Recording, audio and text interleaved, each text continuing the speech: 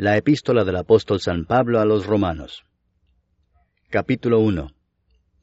Pablo, siervo de Jesucristo, llamado a ser apóstol, apartado para el Evangelio de Dios, que él había prometido antes por sus profetas en las Santas Escrituras, acerca de su Hijo, nuestro Señor Jesucristo, que era del linaje de David según la carne, que fue declarado Hijo de Dios con poder según el Espíritu de Santidad, por la resurrección de entre los muertos, y por quien recibimos la gracia y el apostolado para la obediencia a la fe en todas las naciones por amor de su nombre, entre las cuales estáis también vosotros, llamados a ser de Jesucristo.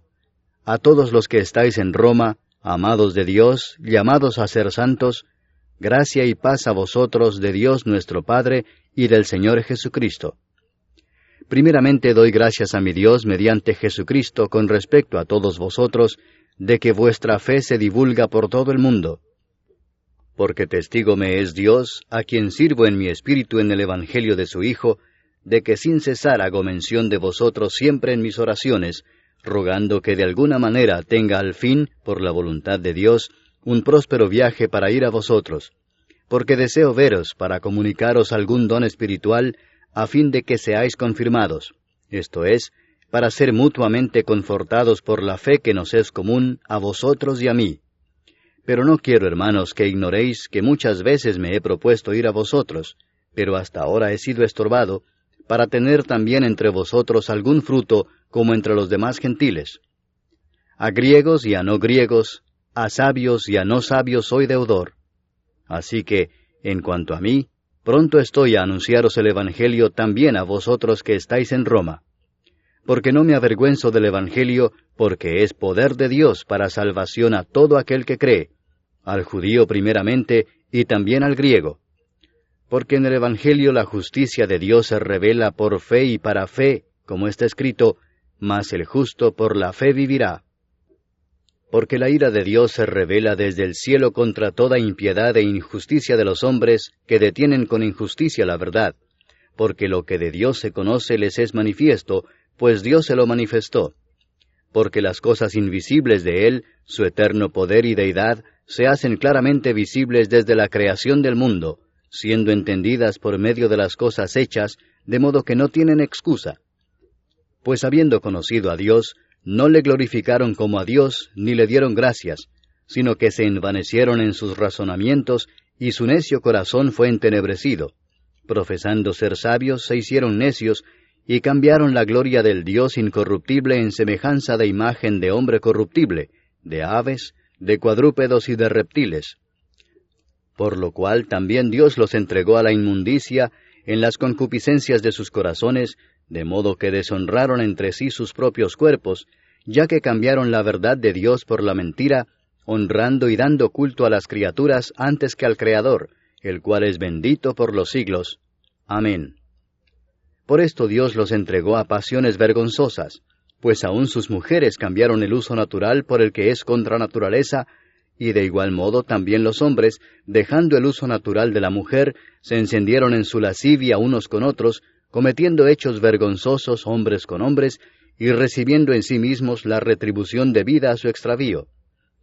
Y como ellos no aprobaron tener en cuenta a Dios, Dios los entregó a una mente reprobada, para hacer cosas que no convienen, estando atestados de toda injusticia, fornicación, perversidad, avaricia, maldad, llenos de envidia, homicidios, contiendas, engaños y malignidades, murmuradores, detractores, aborrecedores de Dios, injuriosos, soberbios, altivos, inventores de males, desobedientes a los padres, necios, desleales, sin afecto natural, implacables, sin misericordia, quienes habiendo entendido el juicio de Dios, que los que practican tales cosas son dignos de muerte, no sólo las hacen, sino que también se complacen con los que las practican. Capítulo 2. Por lo cual eres inexcusable, oh hombre, quien quiera que seas tú que juzgas, pues en lo que juzgas a otro, te condenas a ti mismo, porque tú que juzgas haces lo mismo. Mas sabemos que el juicio de Dios contra los que practican tales cosas es según verdad. ¿Y piensas esto, hombre, tú que juzgas a los que tal hacen y haces lo mismo, que tú escaparás del juicio de Dios? ¿O menosprecias las riquezas de su benignidad, paciencia y longanimidad, ignorando que su benignidad te guía al arrepentimiento? Pero por tu dureza y por tu corazón no arrepentido, atesoras para ti mismo ira para el día de la ira y de la revelación del justo juicio de Dios, el cual pagará a cada uno conforme a sus obras, vida eterna a los que, perseverando en bien hacer, buscan gloria y honra e inmortalidad, pero ira y enojo a los que son contenciosos y no obedecen a la verdad, sino que obedecen a la injusticia, tribulación y angustia sobre todo ser humano que hace lo malo, el judío primeramente y también el griego, pero gloria y honra y paz a todo el que hace lo bueno, al judío primeramente y también al griego, porque no hay acepción de personas para con Dios. Porque todos los que sin ley han pecado, sin ley también perecerán, y todos los que bajo la ley han pecado, por la ley serán juzgados. Porque no son los oidores de la ley los justos ante Dios, sino los hacedores de la ley serán justificados. Porque cuando los gentiles que no tienen ley hacen por naturaleza lo que es de la ley, éstos, aunque no tengan ley, son ley para sí mismos, mostrando la obra de la ley escrita en sus corazones, dando testimonio su conciencia y acusándoles o defendiéndoles sus razonamientos, en el día en que Dios juzgará por Jesucristo los secretos de los hombres, conforme a mi evangelio. He aquí, tú tienes el sobrenombre de judío, y te apoyas en la ley, y te glorías en Dios, y conoces su voluntad, e instruido por la ley apruebas lo mejor, y confías en que eres guía de los ciegos, luz de los que están en tinieblas, instructor de los indoctos, maestro de niños, que tienes en la ley la forma de la ciencia y de la verdad. Tú, pues, que enseñas a otro, ¿no te enseñas a ti mismo? Tú que predicas que no se ha de hurtar, ¿hurtas? Tú que dices que no se ha de adulterar, ¿adulteras? Tú que abominas de los ídolos, ¿cometes sacrilegio? Tú que te jactas de la ley, ¿con infracción de la ley deshonras a Dios? Porque como está escrito, el nombre de Dios es blasfemado entre los gentiles por causa de vosotros. Pues en verdad la circuncisión aprovecha si guardas la ley, pero si eres transgresor de la ley, tu circuncisión viene a ser incircuncisión. Si pues el incircunciso guardare las ordenanzas de la ley, ¿no será tenida su incircuncisión como circuncisión?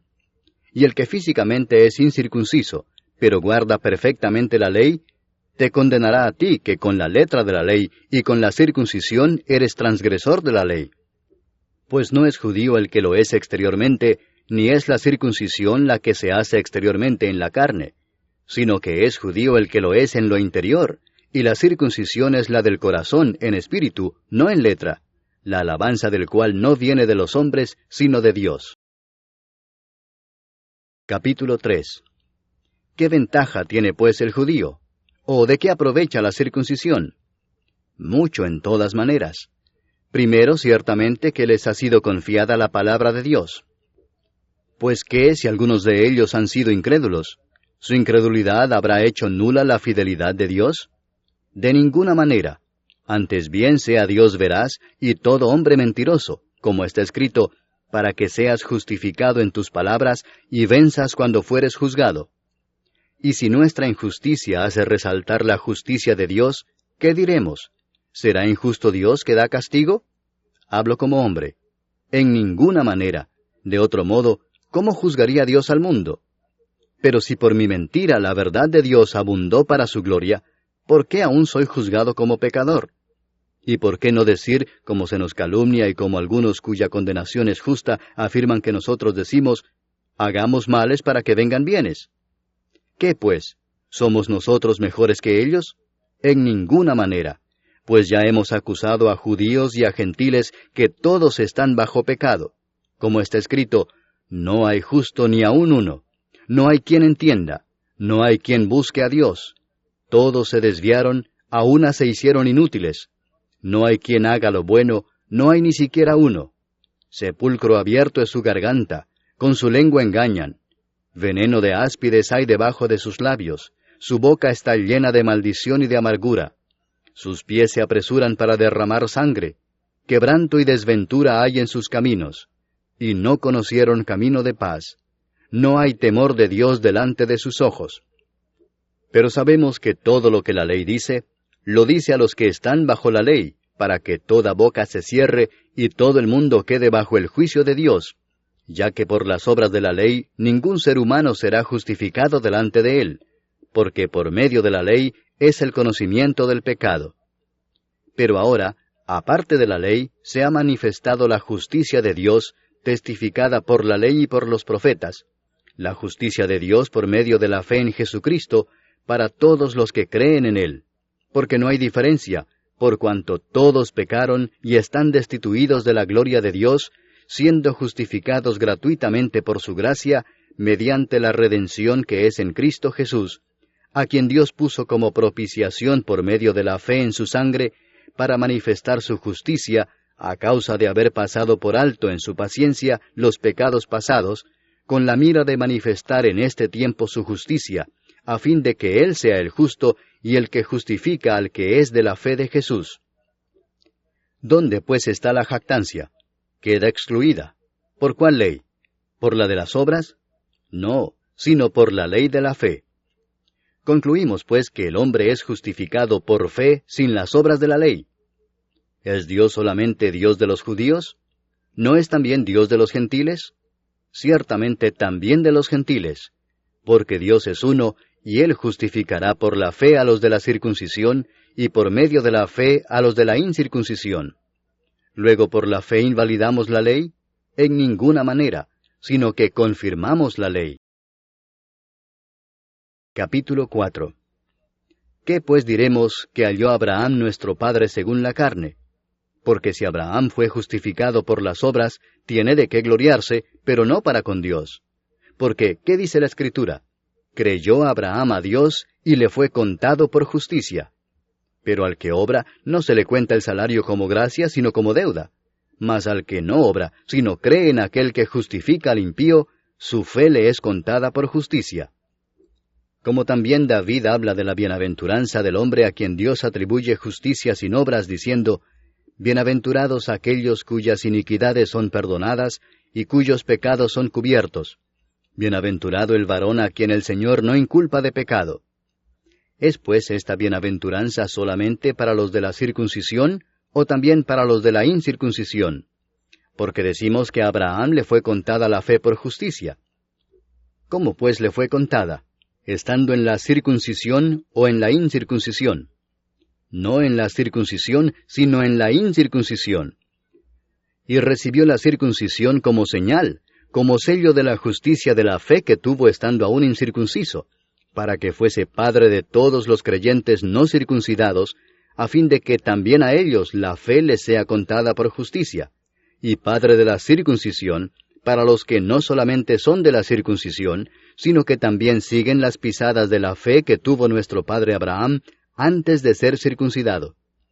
Porque no por la ley fue dada a Abraham o a su descendencia la promesa de que sería heredero del mundo, sino por la justicia de la fe. Porque si los que son de la ley son los herederos, vana resulta la fe y anulada la promesa. Pues la ley produce ira, pero donde no hay ley, tampoco hay transgresión. Por tanto es por fe, para que sea por gracia, a fin de que la promesa sea firme para toda su descendencia, no solamente para la que es de la ley, sino también para la que es de la fe de Abraham, el cual es padre de todos nosotros, como está escrito, Te he puesto por padre de muchas gentes, delante de Dios, a quien creyó, el cual da vida a los muertos y llama las cosas que no son como si fuesen. Él creyó en esperanza contra esperanza, para llegar a ser padre de muchas gentes, conforme a lo que se le había dicho, así será tu descendencia. Y no se debilitó en la fe al considerar su cuerpo que estaba ya como muerto, siendo de casi 100 años, o la esterilidad de la matriz de Sara.